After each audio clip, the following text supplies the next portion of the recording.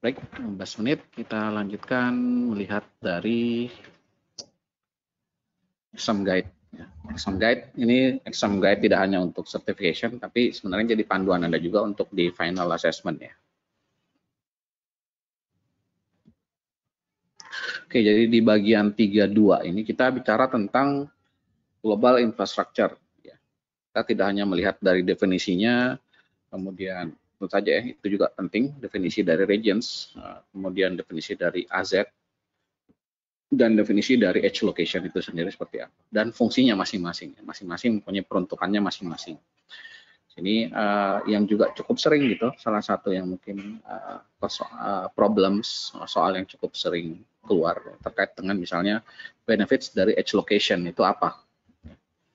Salah satu, dan ini sebenarnya tidak ditanyakan secara detail gitu, cuma ditanyakan untuk edge location itu nanti terhubung dengan misalnya service yang bisa memanfaatkan edge location itu service apa saja ya. Ini ada dua, pertama tentu saja Amazon CloudFront untuk delivery content, dan ini mungkin baru juga kita dengar adalah AWS Global Accelerator. Kita bisa lihat sendiri di bagian white paper terkait service-service AWS. Tadi kita sudah punya 3 ya PR. Pertama, AWS Config itu apa? AWS WAF ya, Web Application Firewall, serta Global Accelerator. Ini kan istilah yang mungkin tidak pernah tersentuh waktu kita belajar modul ya.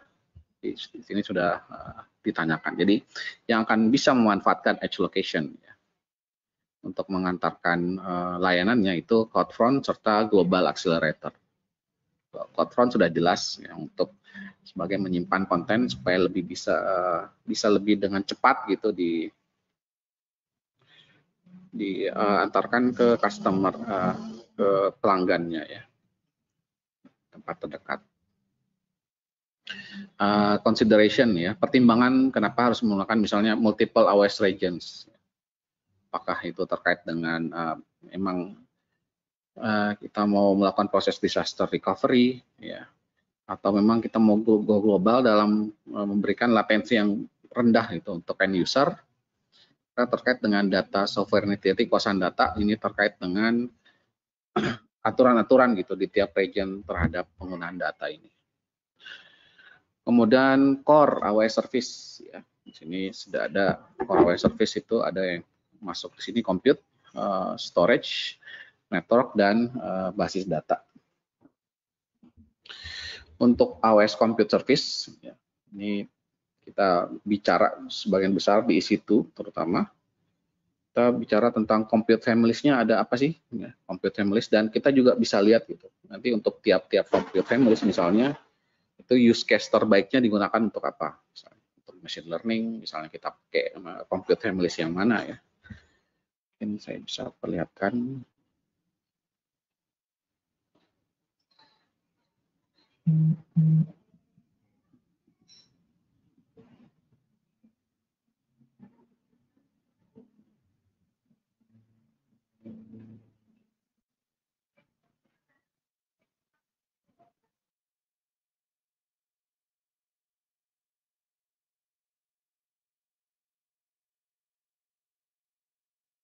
Compute families kita bisa lihat ya. Jadi compute families sebenarnya untuk compute service kan tidak hanya EC2, Elastic Beanstalk, Lambda ya, dan container service yang sudah kita bahas. Juga ada beberapa layanan lain, cuma fokusnya kita memang yang akan dibahas di modul ini saja ya. Untuk EC2 kalau kita lihat salah satu ini ya, compute families, instant type details. Cuma kita bisa lihat untuk tiap-tiap jenis misalnya compute families itu sebaiknya digunakan untuk use case seperti apa ya. Misalnya untuk compute optimize itu digunakan untuk high performance computing. Kemudian untuk machine learning ya. Untuk machine learning biasanya kita butuh yang bisa ditambahkan akselerasi dari sisi GPU ya, graphical processing unitnya. Artinya kita juga butuh nanti ada memang compute family khusus yang punya GPU yang powerful, yang cocok itu digunakan dengan workload yang terkait dengan machine learning. Misalnya kita mau train datanya ya, kita mau train suatu model kita ingin dengan cepat melakukan itu, bisa memanfaatkan GPU. Dan yang punya GPU yang powerful itu ada di families yang ini, di accelerated computing. Kalau untuk memang kita mau membuat distributed file system, ya fokusnya akan ada di storage, kita bisa pilih family misalnya yang storage optimize. Jadi kita bisa lihat kita ada beberapa hal, misalnya memory database itu bisa pilih ya, yang R4 dan R5 ini yang punya performa memori cukup besar dan kapasitasnya memang besar gitu memorinya. Bisa 32 GB, 64 dan seterusnya. Ada pilihan memori yang cukup besar di instant type tersebut.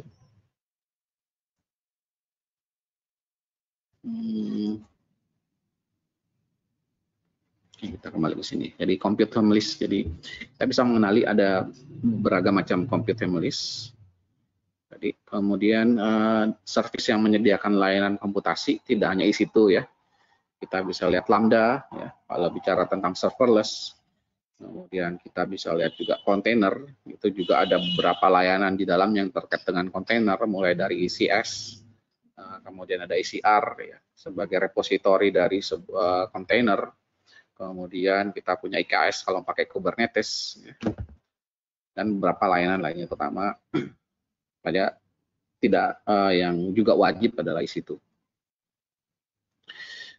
Elastisitas bisa di-achieve dengan menggunakan auto scaling ya, itu saja, dan load balancer kita sudah lihat kemarin ya, bagaimana load balancer itu bekerja, bagaimana sih sistem kerjanya ya, kemudian bagaimana dia mengenali kalau ada instance yang istilahnya unhealthy atau sedang sakit ya, bagaimana dia mengenali apakah dia dengan mengirimkan health check-nya atau dengan cara-cara yang lain, yang sudah kita bahas juga di bagian terakhir kemarin.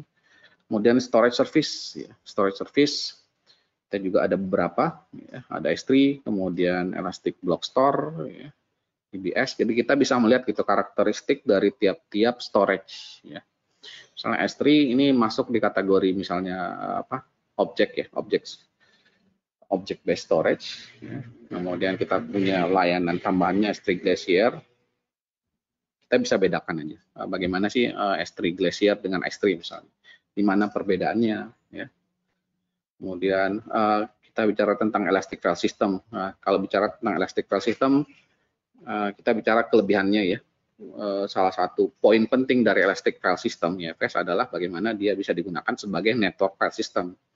Dalam artian bisa diakses gitu oleh beberapa instance, bahkan oleh Lambda juga. Bisa juga disebabkan dengan menggunakan Elastic Container Service juga bisa dengan memberikan mount point ya, di subnet, di tiap-tiap subnet.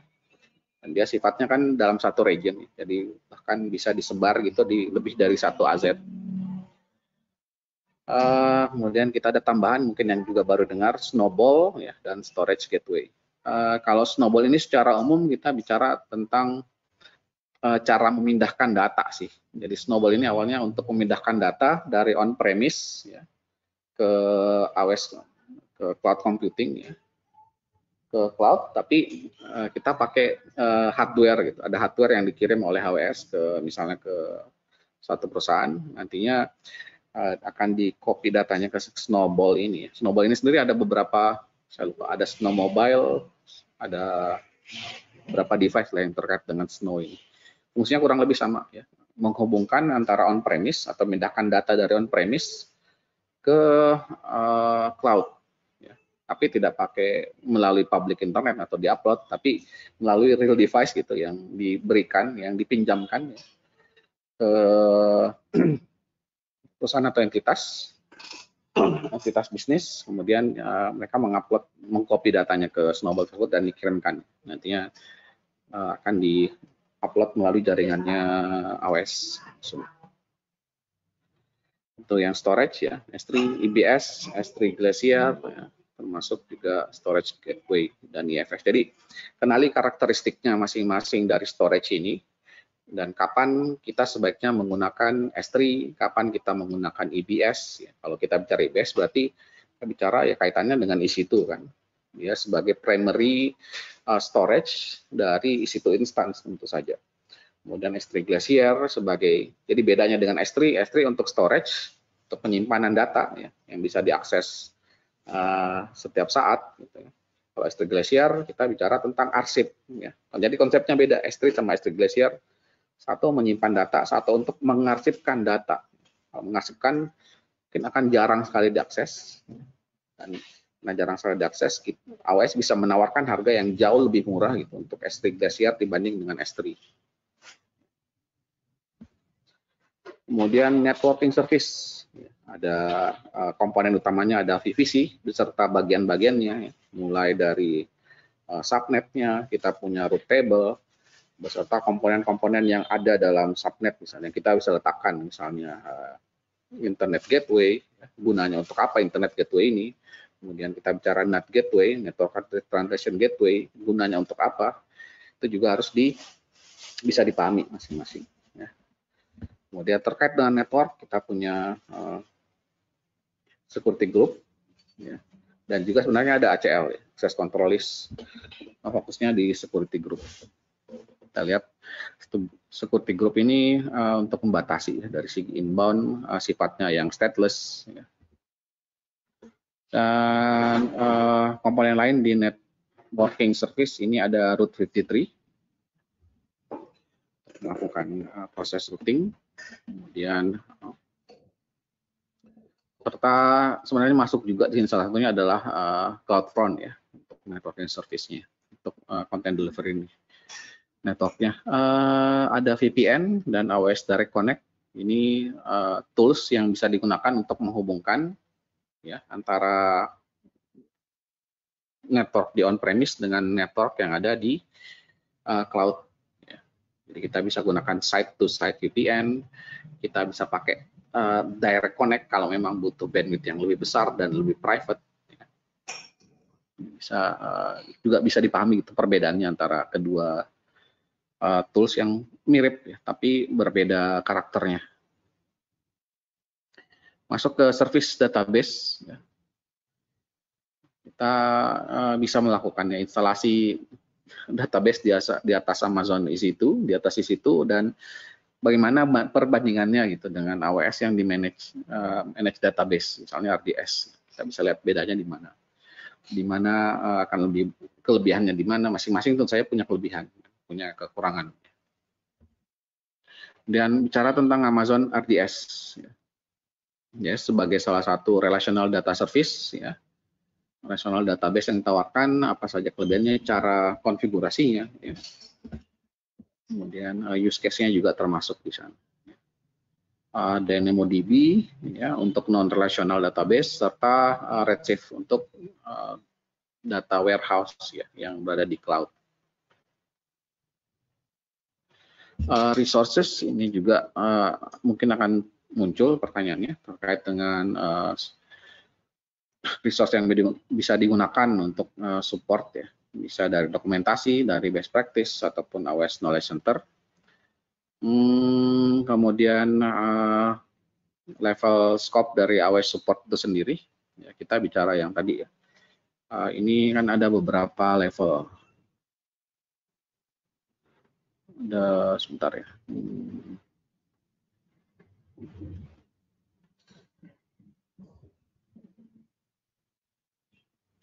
Jadi AWS support level yang kita nggak usah bicarakan basic ya. Kita bicarakan ini aja, 3 yang berbayar ini, yang ada pricing-nya tersendiri. Ya. Ada support plan developer, kemudian bisnis, dan enterprise. Ya. Ada 3. Ini kita bisa lihat perbedaannya ya. Apa sih perbedaan antara developer, bisnis, sama enterprise masing-masing. Ini juga salah satu yang sering atau berulang kali akan ditanyakan pada saat Anda nanti baik itu final exam, final assessment maupun sertifikasi nantinya. Terutama sebenarnya ini poinnya cuma akan muncul di cloud practitioner ya. Saya sebenarnya tidak yakin ini muncul di level associate, karena beda lagi sih scope-nya. Maka kalau memang ada yang akan mengambil di certified cloud practitioner, ini salah satu komponen yang penting itu yang harus benar-benar dipahami. Ya. Perbedaan antara support plan developer, ya, bisnis, dan enterprise. Ya, apa yang membedakan gitu antara, misalnya antara pada saat response time ya, tergantung jenis gangguannya ya. Kalau developer cuma ada 2 gitu yang kita bisa open case-nya, apakah dia untuk general guidance ya, untuk minta petunjuk secara umum, atau memang sistem yang kita pakai ini sedang ada penurunan kualitas atau terdegradasi kualitasnya. Tapi kalau di bisnis ya, atau enterprise itu ada tambahan, ada production system impaired ya. Jadi kalau ini sistem secara umum, bahkan mungkin testing system aja yang bermasalah. Di sini kalau sudah production systemnya ya, production systemnya yang bermasalah, itu bisa kita open case-nya ke AWS, kita dibantu, bisa dibantu dalam kurang dari 4 jam harusnya response time. Bahkan kalau sampai down gitu production systemnya, kita bisa diberikan respon lebih cepat lagi, under 1 hour, dalam 1 jam. Sedangkan enterprise ada namanya bisnis, tidak hanya production system, bahkan untuk bisnis yang critical, sistem yang bisnis kritikal yang tiba-tiba down itu bahkan bisa diberikan respon kurang dari 15 menit. Perbedaan lainnya ini sih dari technical account management. Jadi satu-satunya yang punya layanan untuk yang disebut sebagai technical account manager, disingkat TAM di sini, itu hanya di enterprise. Jadi ada resource ya, human resource dari AWS yang disediakan memang untuk monitoring environment-nya tadi, untuk membantu koordinasi akses juga dengan expert dari AWS. Ada support untuk training juga untuk yang enterprise ya. Apalagi bedanya? Dari trusted advisor juga beda ya, beda level. Developer cuma bisa mengakses 7 jenis pengecekan ya, pemeriksaan. Sedangkan untuk full setnya itu bisa dipakai kalau kita pakai business support plan atau enterprise support plan. Yang cukup penting juga. Trusted advisor ya.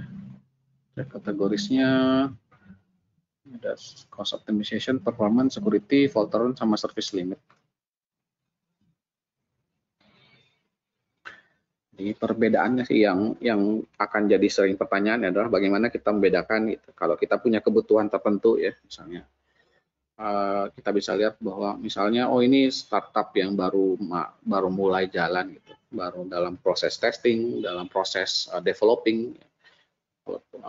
Seperti itu mungkin apakah yang cocok kita, apakah kita pakai developer support plan, apakah mau langsung naik ke business support plan atau mau langsung gas gitu sampai ke enterprise support plan. Itu kan bisa kita lihat kebutuhannya dalam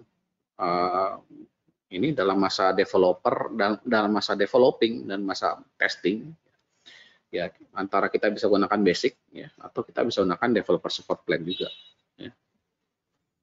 Ini bisa dilihat perbedaannya, ini yang cukup penting juga, yang akan jadi sering jadi problems di certification exam maupun mungkin di final assessment. Ya.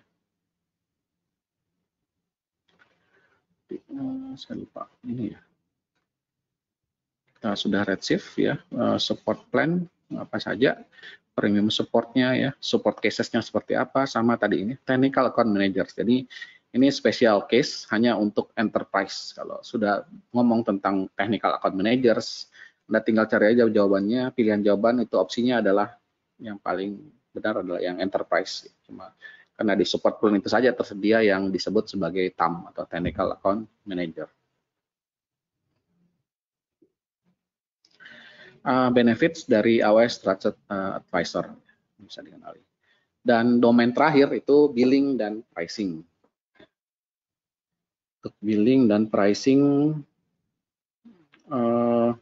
jadi mulai dari misalnya ya beberapa pricing model yang kita kenal, kalau terutama menggunakan di situ, misalnya ada yang on demand, ya, ada yang reserve instance, dan ada yang spot instance. Kita bisa melihat best fit-nya ya. Jadi kapan saat terbaik gitu kita menggunakan on demand, kapan sebaiknya kita menggunakan, atau workload seperti apa sih yang cocok digunakan untuk reserve instance. Dan boleh saya tambahkan mungkin di sini untuk yang reserve instance ini sebenarnya pada saat misalnya seorang customer gitu memesan satu reserve ya, sebuah reserve instan ya, cuma jarang sih memesan satu reserve instan, biasanya lebih dari satu. Jadi pada saat kita memesan satu reserve instance, kita akan mespesifikasikan jenis instansinya apa, misalnya kita pakai Confluent Families yang mana, ya, pakai T3 Micro atau pakai jenis instance yang lainnya ya. Nantinya kemudian kita juga bisa tentukan akan berada di region yang mana ya. Ini juga penting nanti. Kemudian kita sudah reserve nih untuk setahun, sudah reserve 1 tahun untuk instance dengan misalnya T3 yang X large ya, extra large, yang XL. Kemudian pada saat saya membuat satu instance ya, kemudian saya sudah booking nih, jadi saya sudah punya reserve instan dengan tipe sekian, tipe XL misalnya, tipe XL dan di region Asia Pasifik misalnya, atau di region Singapura.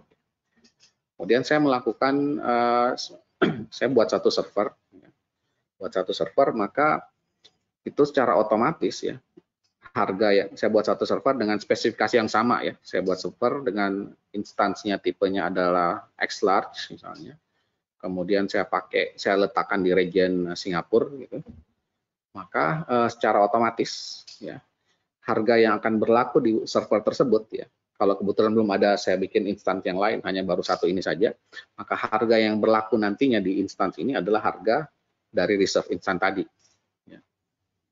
Jadi kita tidak memesan reserve instan misalnya langsung dibuatkan instan gitu, tapi kita istilahnya booking instance dengan tipe tertentu gitu. Kemudian pada saat nantinya kita membuat misalnya instance baik itu melalui manajemen konsol maupun yang lain, dan kalau speknya sama dengan yang kita pesan ya, speknya sama dalam artian XL, tipenya sama, regionnya sama, maka harga yang berlaku di instan ini itu adalah harga dari reserve instance, bukan harga on demand. Ya.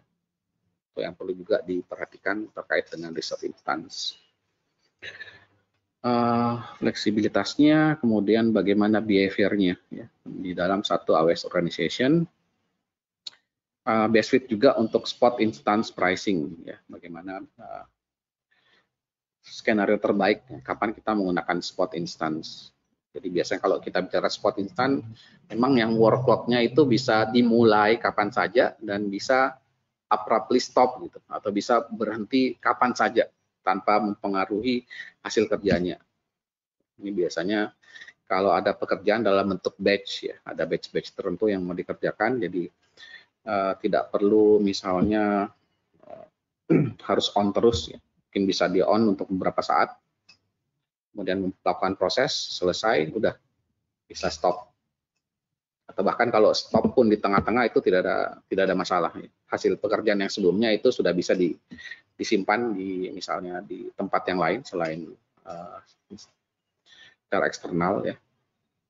Kemudian bisa di stop kapan saja intinya sih. Jadi workload yang fleksibel itu cocok untuk spot instance.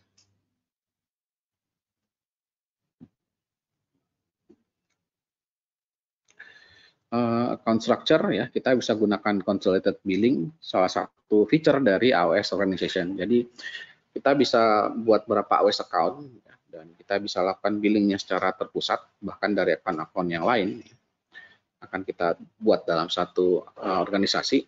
Nantinya kita bisa satukan. Untungannya ada beberapa ya. Jadi kita kenal ada salah satu yang namanya tiered pricing ya. Jadi pada saat kita makin banyak gitu menggunakan, itu harganya bisa ditekan ya. Ada penurunan harga untuk penggunaan yang lebih banyak ya. Jadi kalau beli secara grosiran sedikit harganya sedikit lebih murah, ada diskonnya lah istilahnya di sana. Kemudian kita bisa pakai multiple accounts juga untuk bisa mengalokasikan gitu cost di antara berbagai departemen misalnya. Resource untuk billing itu cukup banyak, mulai dari cost explorer, ya, kemudian cost and usage report, quick set kita belum lihat, kita belum sempat bahas, kemudian ada billing dashboard. Jadi fokusnya yang perlu dipelajari adalah kegunaan dari masing-masing resource ini. Misalnya cost explorer, apa sih kegunaannya? ya, untuk melihat kan kita bisa melihat struktur biaya dari resource yang digunakan gitu ya. Berapa persen untuk komputasi, berapa persen untuk storage, berapa persen untuk layanan-layanan lainnya. Itu bisa dilihat, bisa di drill down gitu istilahnya di Cost Explorer. Cost and Usage Report, buat laporan dalam misalnya dalam kurun waktu tertentu bahkan, itu bisa digunakan di Cost and Usage Report. Concierge ya, ini salah satu layanan yang khusus juga terkait dengan pemrosesan billing khusus untuk yang pakai support plan enterprise. Jadi ini eksklusif untuk enterprise support plan, sama seperti tadi ya, technical account manager. AWS kalkulator kita juga bisa pakai ya untuk menghitung biaya, memperkirakan estimasi biaya itu bisa dilakukan. Ada API yang bisa digunakan ya, kemudian sebenarnya ada satu mungkin yang luput di sini adalah terkait dengan AWS ini ya, budget ya. AWS budget juga masuk dalam tools atau resource yang digunakan dalam billing. Kita bisa alokasikan biayanya sekian ya. Kalau ada dilewati dalam sebulan atau ada forecast yang dilewati, kita bisa diberikan alertnya atau alarm ya, kalau itu terjadi. Terus bagaimana tax itu digunakan ya, meskipun kita tidak bisa lihat prakteknya, cuma kalau kita bicara tentang tax ini ya, kita bisa memberikan tag hampir di semua resource yang ada di AWS. Jadi kita bisa beri tag menjadi semacam apa ya, label lah. Kita berikan label untuk resource tersebut. Jadi kalau kita berikan label yang sama, kita bisa kelompokkan resource tersebut berdasarkan labelnya. Kemudian kita bisa gunakan lagi untuk melakukan proses alokasi cost-nya, biayanya, berdasarkan labelnya tadi.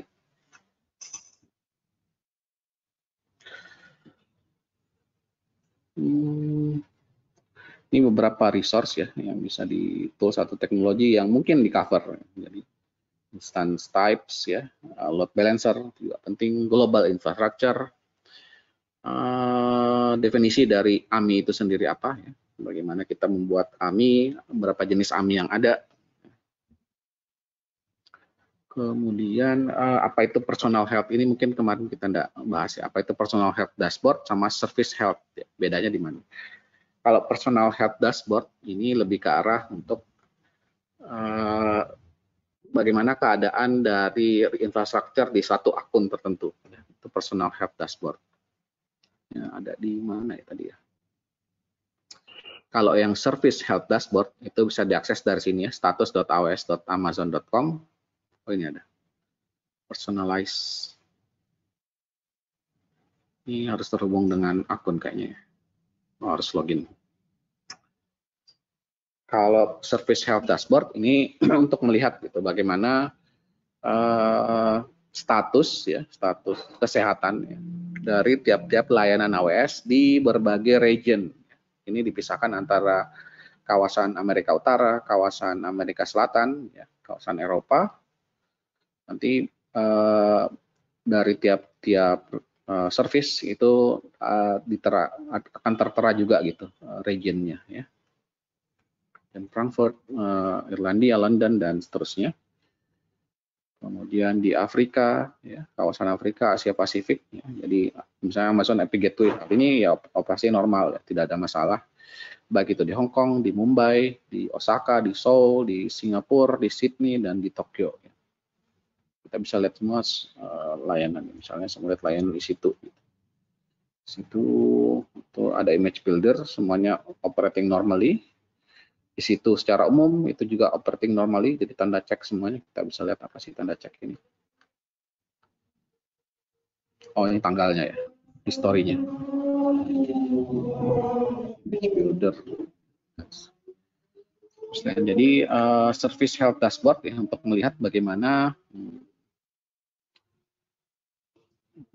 status dari layanan-layanan AWS di semua region secara global.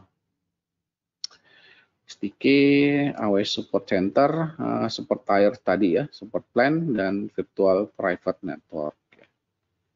Kemudian layanan yang mungkin juga akan muncul ya, tapi tidak jadi bahannya. Untuk analytics itu ada Athena, Kinesis, sama QuickSight. Nanti kita bisa dilihat masing-masing secara singkat pasti ininya masing kegunaan dari tiap-tiap service ini.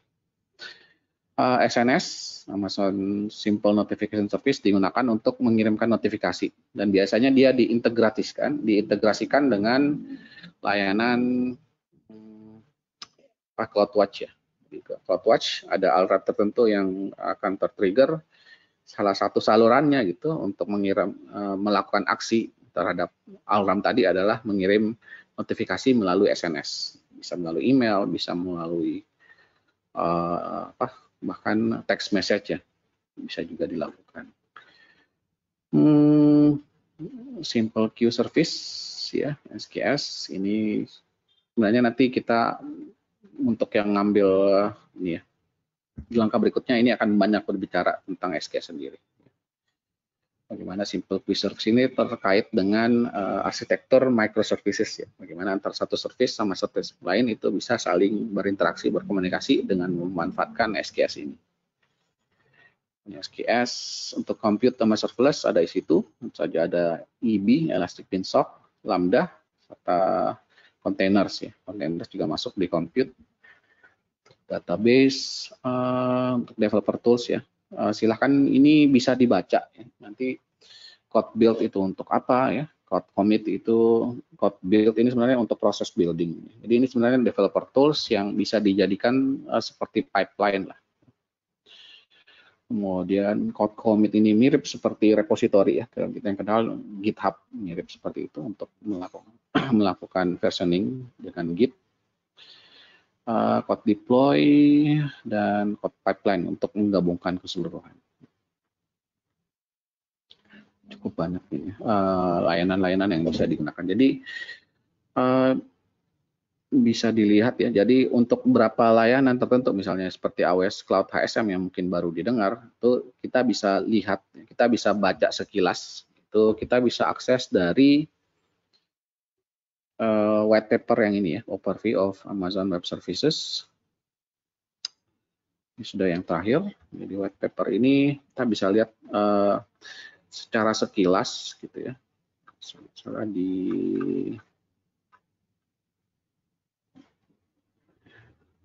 Secara sekilas tentang definisi atau service, inti dari service yang disebutkan tadi ya. Inti dari service Cloud HSM itu apa? Cognito ya. Ini kan terkait dengan security di sini. Halaman 65. Ada Cognito itu untuk apa ya? Kita bisa baca sekilas, misalnya Cognito kita bisa memanfaatkan Cognito untuk bisa membantu dalam proses user registrasi ya, loginnya user sama akses kontrol ke web atau mobile apps, itu bisa pakai Cognito ya. Kemudian apa tadi yang kita mungkin agak Amazon ini ya, web application firewall, kita bisa lihat definisi singkatnya di sini secara singkat. Jadi web application firewall yang membantu melindungi web application dari yang common exploit kayak SQL injection ataupun cross-site scripting ya, serangan XSS. Jadi kita lihat di sini yang masing-masing dari mungkin yang baru didengar, yang baru kita lihat namanya ya. Kalau saya sendiri kemarin yang ini sih ada sempat keluar Amazon Messi. Amazon Messi itu apa sih? Juga sama. Jadi saya sudah kenal yang lainnya, sudah kenal layanan yang lainnya, tapi ada satu yang agak mencurigakan, ini Messi ini apa sih sebenarnya? Saya juga tidak pernah lihat atau saya mungkin terlewat gitu membaca white papernya. Saya tidak bisa hanya bisa melakukan proses ini aja, proses eliminasi ya. Kita eliminasi jawaban-jawaban yang tidak mungkin, kemudian jawaban yang probable atau mungkin kita tinggal mencoba saja di antara, misalnya minimal kalau bisa kita eliminasi 2 pilihan, tinggalkan tadi ya 50%, 50%. Harusnya sih bisa cukup ini ya, bisa cukup besar gitu peluangnya untuk benar. Tadi misalnya Amazon Messi, ya. Amazon Messi ini security service juga. Nah, kalau dia salah satu kelebihannya pakai machine learning ya. untuk bisa menemukan dan bisa klasifikasi serta memproteksi data-data sensitif di AWS Automasi. Jadi kalau ada yang mungkin baru dilihat, saran saya coba lihat di white paper ini, linknya ada di sini, dan coba baca. Ini kan cuma singkat aja penjelasannya, jadi tidak perlu mendalam dulu. Jadi kita bisa minimal bisa punya gambaran tentang misalnya AWS Messi itu apa sih, kemudian AWS apa lagi sih misalnya. Amazon Inspector itu apa aja? Amazon Inspector di sini katakan seperti assessment service untuk meningkatkan keamanan sama compliance yang dia terotomatisasi. Guard duty, jadi masing-masing sudah ada definisi singkatnya. Itu minimal bisa membantu kita memahami nanti kalau ada pertanyaan-pertanyaan terkait jenis layanan yang ditanya, yang cocok gitu. Tidak terlalu, jadi bisa dilihat masing-masing. Detektif, guard duty. Ya. Masuk juga ini misalnya Snowball Edge ya. Apa itu storage gateway dan beberapa komponen lainnya. Oke, jadi kita bisa selesai. Ini sudah selesai untuk exam guide-nya. Mudah-mudahan bisa membantu nanti. Nanti white paper-nya bisa dibaca ya. Saya tidak perlu, kalau saya bilang sih di skim aja yang penting-penting menurut Anda, dan minimal yang masuk dalam kategori yang ada dalam sini, dalam exam guide ini. Dari analytics, application integration, kita lihat aja definisi singkatnya. Ya. Hingga Anda punya gambaran, teman-teman itu punya gambaran, oh ini kegunaannya untuk simple notification service untuk mengirim notifikasi melalui email itu ya. OS batch itu apa dan seterusnya ya. Jadi kita punya gambaran singkat dulu aja nggak apa-apa. Kemudian white paper terkait dengan well architected framework serta bagaimana pricing di AWS itu bekerja. Ada white papernya. Sudah jadi bulan Oktober ya, bulan Oktober tahun lalu ini sudah diarsipkan, jadi tidak dipakai. Kita punya yang versi barunya. Juga kita bisa lihat versi PDF-nya kalau mau satu halaman saja, satu dokumen. Key principle-nya, kemudian yang terkait dengan free tier, ya ini pricing kalkulator, ya. Dan kita bisa lihat pricing dari tiap-tiap individual service. Apa yang jadi komponen komponen biayanya dari tiap-tiap pricing. Juga sudah ada gitu ya, on demand instance ya. Di situ kita punya on demand. Ini yang baru, saya tidak terlalu tahu apakah ini akan keluar nanti ya. Ada savings plans, ini versi komposisi pembayaran terbaru, pricing model terbaru ya. Konsepnya agak berbeda gitu dengan reserve instance. Kalau reserve instance kita melakukan kontrak untuk menggunakan ini ya, ada perbedaan singkat. On demand instance, let you pay untuk compute atau database capacity berdasarkan jam atau detik ya. Tergantung dengan jenis instance tertentu yang kita run, itu tidak ada long term commitment atau upfront itu yang on demand. Kalau yang savings plan ini pricing modelnya agak berbeda. Jadi bisa dipakai untuk di situ, bisa dipakai di Lambda, ya, bisa dipakai di Fargate juga. Itu yang untuk kontainer. Dengan dengan ada termnya ya 1 sampai 3 tahun juga. Dengan kita punya istilahnya ada komitmen yang kita berikan bahwa kita akan menggunakannya seberapa banyak dalam seberapa banyak dalam 1 jam gitu ya. Ada dollar per hour-nya. Ini yang jadi komitmennya. Kalau spot instance ini yang ada spare computing capacity yang kita bisa pakai dengan diskon yang cukup tinggi. Terakhir yang reservation ya. Reservation ini kita istilahnya mereserve suatu instance tertentu, jenis instance tertentu untuk kita gunakan, bahwa kita akan gunakan selama 1 tahun atau 3 tahun. kita membayar kapasitasnya ahead of time. Sedangkan yang savings plan, keywordnya sih sebenarnya ada dari consistent amount of usage. Kita membayar sekian dolar itu nanti dibagi dalam jam gitu untuk penggunaan setiap jamnya gitu. Jadi agak fleksibel dari sisi jenis instance. Tapi jumlahnya ya, jumlah penggunaan, jumlah cost-nya per jam gitu, itu konsisten dalam hal ini. Jadi bisa dilihat lebih detail ya, savings plan seperti apa. Kemudian spot instance ya, application yang fleksibel, start atau end times-nya. Application yang memang kita mau pakai tapi kita mau dengan harga yang serendah mungkin gitu untuk compute price-nya. Dia juga sifatnya stateless dan fault tolerant. Jadi kalau berhenti di tengah-tengah itu nggak ada masalah, nggak ada muncul error atau fail seperti itu.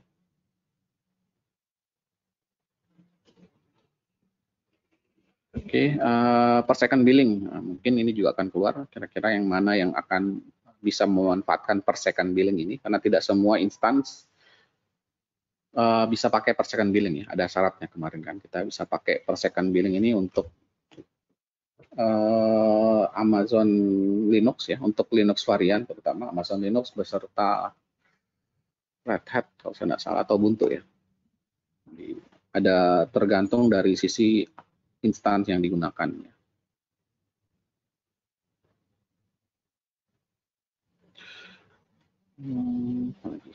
Jadi pricing modelnya, kemudian terkait dengan Lambda ya, bisa dibaca. Ada sekitar berapa halaman ya? 43. Ya, saya sambil di skim juga boleh. Yang core service aja sih fokusnya ya, core service AWS dari compute, database, storage maupun networking. Kita coba deh, ini sampel, ada sampel question di sini. Saya coba beberapa.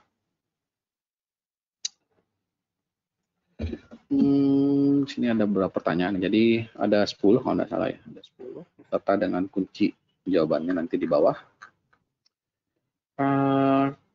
Why is AWS more economical than traditional data center for application with varying compute workloads? Jadi keywordnya kembali pada saat membaca pertanyaan ya, ini masih masuk di tips. Pada saat membaca pertanyaan selalu usahakan langsung fokus ke keyword-keyword yang ada dalam pertanyaan tersebut. Keywordnya sudah kita lihat di sini. Oh, varying compute workloads. Kenapa dia lebih ekonomikal untuk yang varying compute workloads? Jadi kita bisa lihat kaitan dengan varying compute workloads itu apa sih? Ya. Apakah ada kaitannya dengan, ini juga sebenarnya salah sih kalau build on monthly basis, tidak ada sambungannya, tidak nyambung dengan varying compute workloads ini. Ya. Kemudian full administrative access tidak ada kaitannya dengan varying compute workload juga. Ya. Kemudian Amazon EC2 instance can be launched on demand when needed. Ini bisa jadi salah satu. Ya. Customer can permanently run enough instance. Ya. Untuk handle peak workloads. Ya. Jadi varying compute workloads, kenapa dia bisa lebih ekonomikal? Karena kita bisa menjalankan enough instance gitu untuk handle peak workloads. Ya. Jadi kalau memang dia bervariasi workloads-nya, compute workload-nya, kita bisa jalankan aja secukupnya, ya, memenuhi saja. Ya. Jadi fokusnya di sini adalah di D, ya. OC ternyata. Ability to launch instance on demand ketika dibutuhkan dan terminate kalau memang. Jadi kembali ya, economical practice lebih dibanding dengan membeli on premise. Jadi keywordnya sebenarnya ada dua ternyata. Jadi dengan traditional data center ya. Jadi, launch on demand ketika dibutuhkan. Kenapa C-nya yang benar? Ini sebenarnya sudah tercermin ya dari keywordnya migration of database. Bisa langsung ditebak jawabannya database migration service. Di situ jelas bukan untuk migrasi ya, jadi ini sudah tereliminasi. Storage gateway pasti terkait dengan penyimpanan data. AppStream ini digunakannya untuk membantu proses pengembangan aplikasi. Satu jawaban yang tersisa adalah di Database Migration Service. Kemudian AWS Service mana yang bisa ini enable customer untuk mencari, membeli, maupun bahkan mulai menggunakan software solution dalam AWS environment. Kan sama ya, kalau kita bicara keywordnya bisa mencari, membeli. Ini kan seperti market ya, seperti pasar di mana ada solusi-solusi ditawarkan dan kita tinggal pakai. Kita ada kata-kata marketnya, ya. Config juga bukan, outsource bukan, SDK itu untuk cara akses ya, tentu saja bukan. Yang tersisa jawabannya adalah di marketplace, AWS Marketplace. Nomor 4 yang networking service untuk membuat virtual network ya. Jadi keywordnya simple, virtual network. Yang bisa membuat virtual network di AWS itu ada satu layanan ya, cuma VPC atau Virtual Private Cloud. Ini ya, jadi ini bagian share responsibility model. Ya. Jadi dari beberapa pilihan di bawah gitu, yang mana yang merupakan tanggung jawabnya AWS responsibility. Configuring third-party application, maintaining physical hardware, ya. Securing application sama akses dan data, managing custom AMI. Kalau secara umum kita bisa lihat third-party application ini kemungkinan dari user tentu saja. Maka yang paling make sense adalah ya, security of the cloud kan, kita bicara security of the cloud berarti bagaimana menjalankan cloud-nya. Itu berarti physical hardware itu harus di-maintain oleh AWS terutama. Ini juga ya, CloudFront global infrastructure mana, ya. Komponen global infrastructure mana yang digunakan oleh AWS CloudFront untuk memastikan low latency delivery kontennya. Ini sudah kita bahas juga ya, kita bicara region, kita bisa bicara AZ, kita bicara satu lagi edge location. Di satu benefit dari edge location adalah bisa digunakan oleh Amazon CloudFront untuk mengantarkan konten. Jadi jawabannya di sini sudah cukup jelas, edge location. Sistem administrator, bagaimana sistem administrator menambah layer keamanan ya pada saat login ya, pada saat login. Kita ingat pada saat login di AWS Management Console. Cloud Directory tidak sepertinya, kemudian IAM roles itu tidak terkait dengan proses login. Satu-satunya yang terkait dengan proses login di sini ya, yang sudah kita juga bahas berulang-ulang adalah multi-factor authentication. Ya.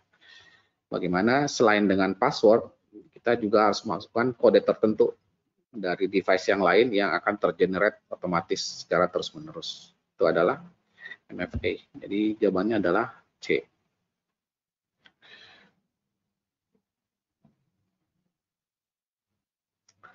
Service mana yang digunakan yang bisa mengidentifikasi user yang melakukan API call. Jadi identify atau who itu terkait dengan satu service yang ada cloud-nya juga di depannya. Ya. Antara CloudWatch atau CloudTrail itu jawabannya cuma satu, yaitu CloudTrail ya. Ini melihat jejak gitu, melihat jejak dari pengguna atau user di cloud, itu adalah CloudTrail. Nomor 9, service mana yang digunakan untuk mengirim alerts ya, atau peringatan berdasarkan CloudWatch alarms. Ini juga sudah sempat kita bahas. Service yang bisa mengirim peringatan seperti ini itu cuma ada satu. Ya. Kita namanya Simple Notification Service. Ya. Ini kan kita bisa coret nih. Kalau kita memang sama sekali nggak tahu, sama sekali belum tahu tentang SNS, minimal kita bisa lihat yang lainnya itu.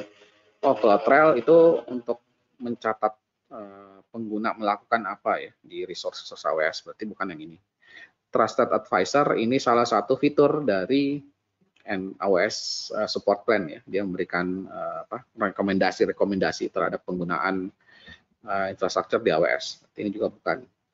Route 53 ini domain name sistemnya AWS, jadi ini juga bukan mengirim alerts, ya, bukan mengirim peringatan. Kita tinggal tersisa satu ya.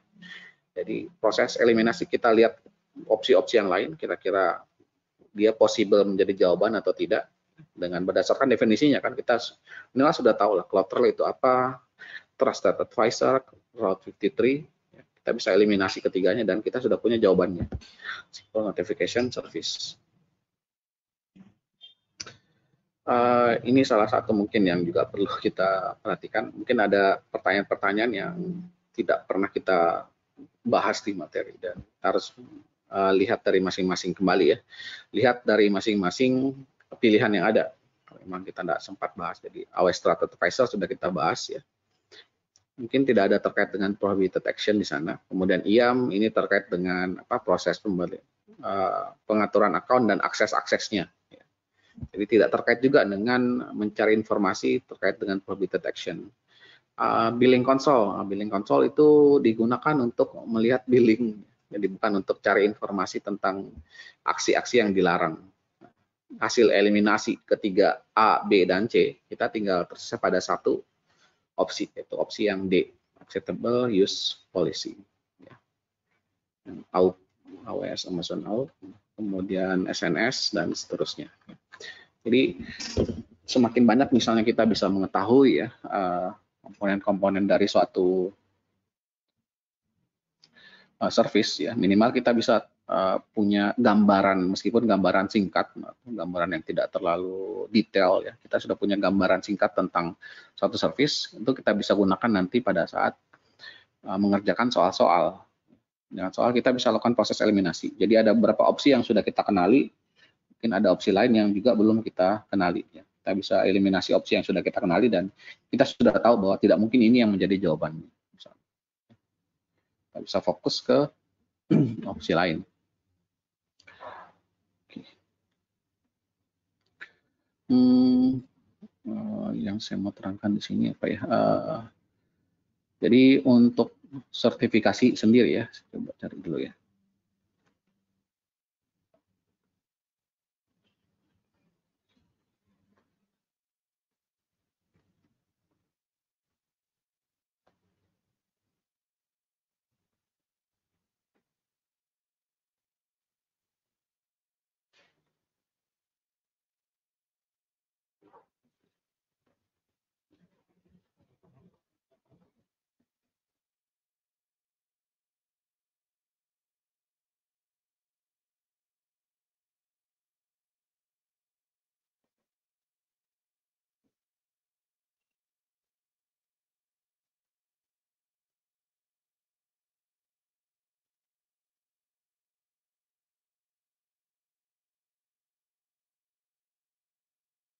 Dibuat itu bukan akun AWS ya, yang dibuat itu adalah akun, karena kalau kita mau buat akun AWS tentu saja kita butuh credit card. Nanti untuk melakukan sertifikasi kita butuh membuat akun Amazon, bukan akun AWS tapi akun Amazon, jadi dibedakan aja. Jadi kita butuh akun Amazon, nanti di akun Amazon kita bisa akses ke aws.training ini. Setelah kita berhasil login, kita bisa lihat di bagian sini, certification. Ada bagian certification, kita akan dibawa ke akun sertifikasi yang terkait. Di sini ada beberapa pilihan ya. Kita bisa memilih misalnya, tentu saja yang perlu diperhatikan adalah mengisi data-data profil. Nanti data profil pastikan nama, karena nanti proctor exam ini kalau kita misalnya ikut sertifikasi, kalau pakai person view ya, online proctor, kita akan menggunakan identitas pribadinya masing-masing. Yang diterima kalau saya tidak salah ingat itu adalah KTP, ya, KTP asli, kemudian SIM atau paspor, ya, salah satu dari ketiga ini. Jadi pastikan nama yang digunakan di profilnya Anda di site sertifikasi ini itu sesuai gitu. Jadi nama depan maupun nama belakangnya itu persis dengan apa yang tertera di identifikasi Anda ya. Apakah itu SIM, apakah itu KTP atau paspor ya. Harus sama karena itu akan dijadikan dasar, itu akan dicek ya, pada saat awal proses sertifikasi atau ujian sertifikasi. Jadi kalau mau request sertifikasi ya, kita bisa schedule new exam di sini. Dan kita juga bisa minta ya, seperti yang saya sebutkan sebelumnya, ada tambahan 30 menit gitu waktu. Kalau kita merasa kita sebaiknya ini dimanfaatkan, kalau menurut saya kita bisa punya tambahan waktu, bisa benar-benar mendalami soalnya, memahami soalnya. Ada akomodasi namanya ESL, jadi ada plus 30 minutes. Jadi kalau kita awalnya cuma dikasih 90 menit standarnya, kita bisa punya tambahan 30 menit lagi untuk sebagai non-English speaker. Kita bisa request di sini accommodation-nya seperti apa. Jadi ESL ini untuk non-native English speaker ketika mengambil ujian, jadi hanya bisa digunakan gitu ujiannya pada saat kita ambil examnya yang bahasa Inggris. Kita bisa request sekali dan nantinya akan berlaku untuk semua exam yang Anda lakukan. Akan dipilih di sini yang ESL. Saya sudah request, jadi mungkin tidak keluar. Tapi ini salah satu akomodasi atau keuntungan yang harusnya dimanfaatkan kalau menurut saya. Kita mau schedule nih exam dari sini. Bisa lihat nanti jadwal ya, ada beberapa jadwal kita bisa lihat misalnya untuk cloud practitioner. Cloud practitioner kita bisa schedule misalnya, sepertinya yang cukup mudah digunakan sebenarnya yang ini ya, person view. Jadi masuk ke sistemnya person view, kemudian Anda bisa memilih gitu, Anda apakah mau di testing center kalau memang ada testing center yang terdekat gitu dari rumahnya Anda, atau bisa pakai dari on view ya, on view pakai online di rumah atau di kantor juga, misalnya ada komputer di kantor. Yang perlu dipersiapkan nanti ada sistem tes untuk mengetes bagaimana komputernya Anda bisa menjalankan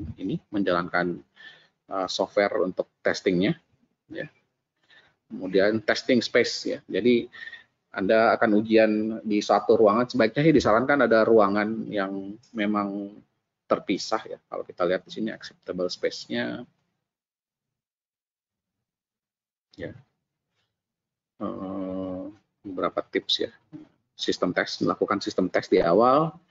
Kemudian desktop atau laptop ya. Jadi tidak disarankan pakai tablet atau touchscreen. Tidak digunakan. Sebaiknya pakai yang single monitor, entah pakai desktop ataupun PC. Jadi kalau memang pakai desktop hanya satu aja monitornya, atau kalau pakai laptop gitu misalnya jangan disambungkan atau dikoneksikan dengan monitor eksternal ya. Perlu mouse dan keyboard serta webcam. Webcam diperlukan untuk jadi sarananya proktor untuk mengawasi ujiannya. Ya. Best connection internet. Kalau memang ada yang wired, jangan pakai WiFi base, baiknya pakai wired yang lebih stabil. Jangan pakai VPN, apapun itu. Testing environment-nya ya, jadi yang tidak terlalu ribut. Ya.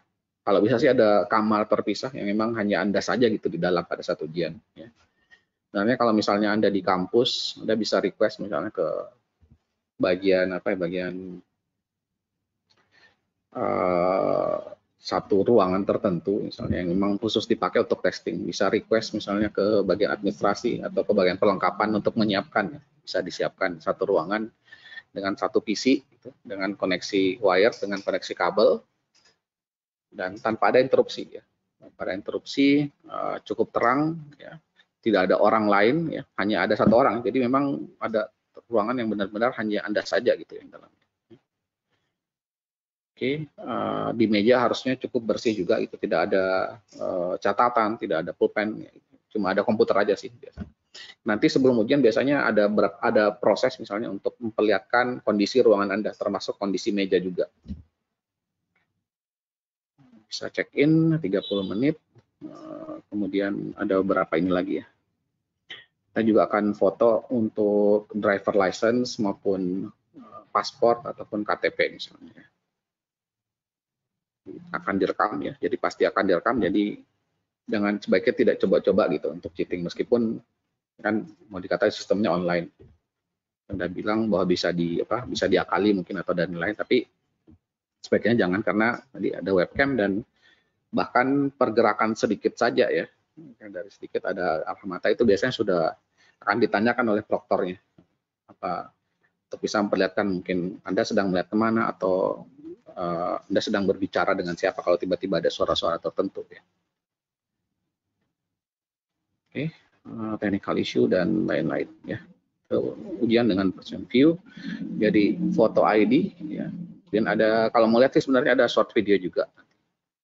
Kita bisa lihat bagaimana sih short videonya, bisa diputar ya.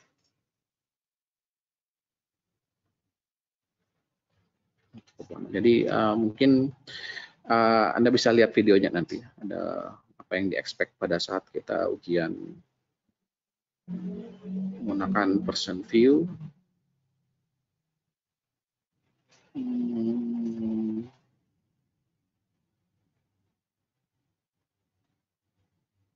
Ini yang testing center ya. Ini yang online proctoring.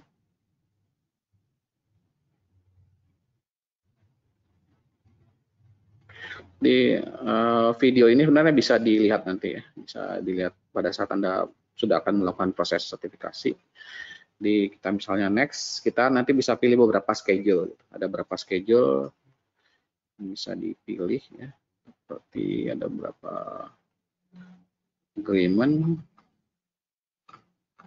Perhatikan lagi ya, jadi acceptable identification ya, passport, driver's license, identification card ya. Registration card kita mungkin nggak punya ya, mungkin yang bisa dipakai salah satu dari 3 ini.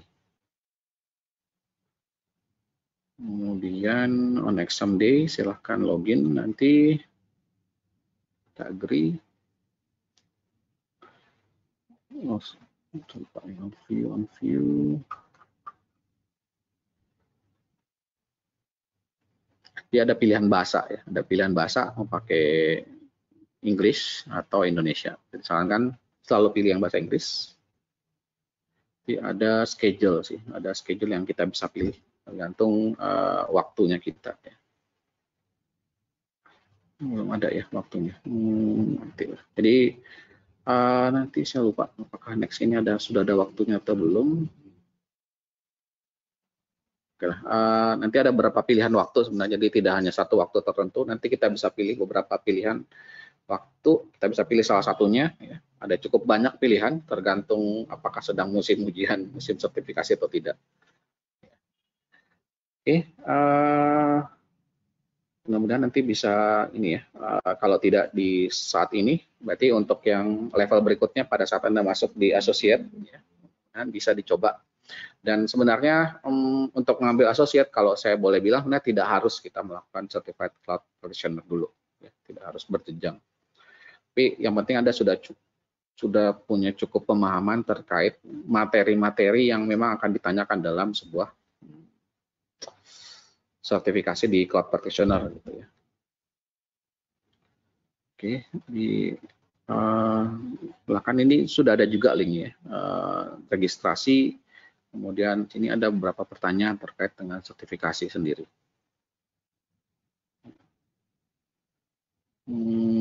Cukup banyak yang bisa dilihat, masing-masing ada pertanyaan yang cukup sering gitu terkait dengan sertifikasi terutama. Ya. Exam scoringnya, ya. Kita bisa dapat detail reportnya. Kemudian proses pembayarannya ya. Untuk proses pembayaran saat ini ya saat ini sudah cuma support untuk dengan credit card ya. Saya tidak tahu sih nanti bagaimana dengan associate. Jadi kita bisa nanti menggunakan voucher yang kita bisa generate dan bisa dapatkan juga apakah reimbursement dari Kominfo atau metode yang lain. Intinya pembayarannya hanya bisa dilakukan dengan salah satu dari kartu kredit ini. Oke, jadi itu saja untuk hari ini ya, untuk sesi terakhir kita. Mudah-mudahan bermanfaat untuk proses sertifikasinya maupun proses final exam-nya ya nanti di hari Jumat. Ya. Sekali lagi jangan lupa di hari Jumat siapkan waktu 1,5 jam, ya, alokasikan waktu 1,5 jam untuk mengerjakan final assessment. Itu mulai dibuka dari jam 9 pagi, ya, Anda punya waktu dari 9 pagi sampai jam ini ya, final assessment sampai jam 24 ya, jam 12 malam WIB. Jadi jangan lupa dikerjakan, mudah-mudahan bisa lulus semua, ya, bisa pass semua dan bisa lanjut ke sertifikasi di tahap berikutnya. Oke, jadi sekian dulu untuk materi hari ini. Sukses semuanya, sampai ketemu lagi mungkin di lain waktu atau di pelatihan yang lain. Kita sama-sama belajar kembali, apakah itu tentang AWS ataupun tentang teknologi lainnya. Terima kasih atas perhatiannya dan selamat malam semuanya ya. Assalamualaikum warahmatullahi wabarakatuh.